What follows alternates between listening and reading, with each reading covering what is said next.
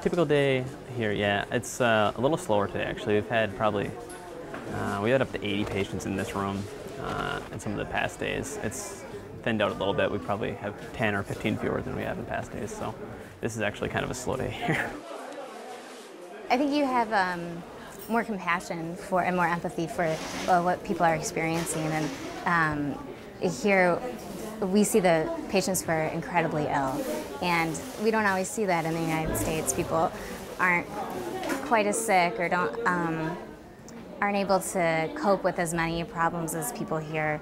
It's hard because if you were to take home everything that happens here and think about it all night, I'd get zero sleep. You'd be a wreck. So you kind of learn to compartmentalize what you see in the hospital and then go home and kind of not forget it, because you can never forget something like this, but you do have to push it aside a little bit in your brain just to make it through the rest of your day.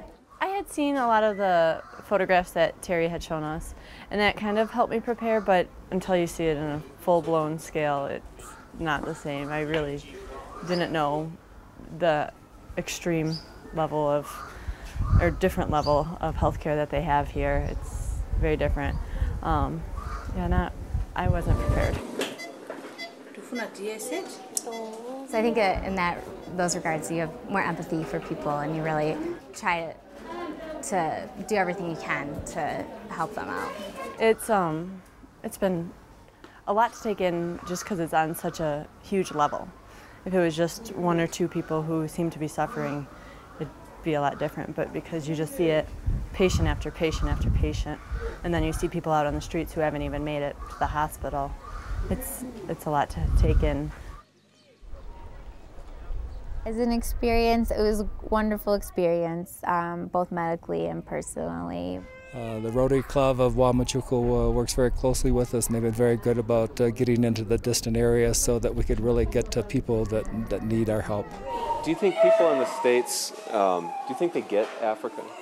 I don't think so. I mean, I know my own family doesn't, even my own mom. I mean, I've been here before, and every time I try to explain it to her, it's just a very foreign concept. Efectivamente está contenta las personas porque el apoyo está llegando a la gente que realmente lo necesita. Well, obviously it's a beautiful, beautiful continent. There's a lot of beautiful things about it, but it's been hard to put into words in the hospital how difficult it is to see this and to take it in, and the amount of sympathy and empathy you have for these people. It's hard to say that and say I'm still glad I came, even though this is what I'm seeing. You kind of logically know what Africa's about, but you don't actually get Africa, I don't think, till you're there. At least I didn't. I mean, I can't speak for everyone, but I know I didn't. Even though this is still a growing city in a way, that there's still some lack of resources when it comes to medicine, and a lot of the problems we won't really see in the States because we'd never let a certain condition like this get out of control. And so it's been great when these families come in and they're just like, don't know what they have, and it's really something very simple, and you can reassure them that it's treatable and that we have stuff here that can treat them, and they're just so thankful to just, one, know what's even wrong, and then two, that they can get help.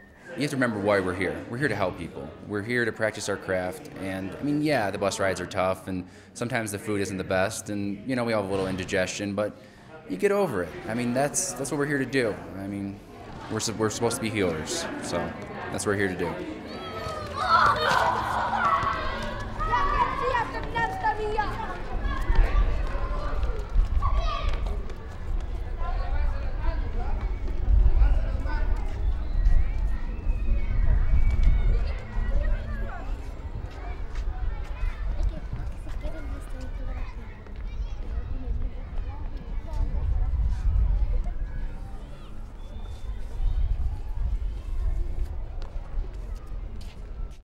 Preceding program was produced by Michigan State University in association with the Big Ten Network.